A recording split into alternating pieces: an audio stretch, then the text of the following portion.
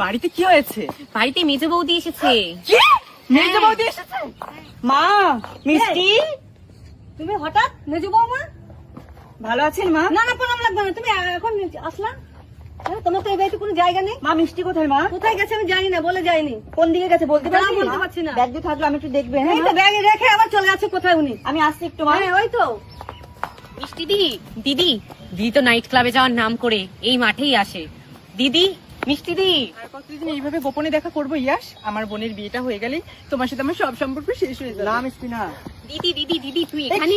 এই কি বোন, তুই এখানে এই মাঠে কি করতে আসলি তুই? তাড়াতাড়ি চল, বাড়িতে চল, দেখবি কি ঘটেছে। বাড়িতে কি হয়েছে? বাড়িতে মেজো বৌদি এসেছে। কি? মেজো বৌদি এসেছে? হ্যাঁ, এখনই চল। এত তাড়াতাড়ি চলে যাবে মিষ্টি? নকুন জিজু দয়া করে ছেড়ে দাও আমার দিদিকে। এখনই আমাকে যেতে হবে, নাহলে যে মেজো বৌদি। ইয়াস! ও সেট, আজকে আবার আমার হাত থেকে বেরিয়ে গেল। ওর সাথে মাঠে দেখা হচ্ছে, রাস্তাটা হারিয়ে দিল। আউ, এ কি ধাক্কা মারলেন যে আপনি? তোমাদের মতো বৌদিরা দেখেছি এরকমই হয়, গায়ে পড়ে ঝগড়া করে। আমাদের মতো বৌদিরা গায়ে পড়ে ঝগড়া করে, আপনাদের মতো ছেলেরা বৌদি দেখলে গায়ে ধাক্কা মার ইচ্ছা করে। কি বললেন আপনি? কি বললেন? আমি কি বললাম? এ কি, কে ফোন করলো? মিষ্টির মা? হ্যালো, হ্যাঁ হ্যাঁ আমি আসছি, এই তো রাস্তাতে চলে এসেছি। হ্যাঁ, ওরা তো আর জানে না যে আমি কি মতলব নিয়ে এখানে আসছি।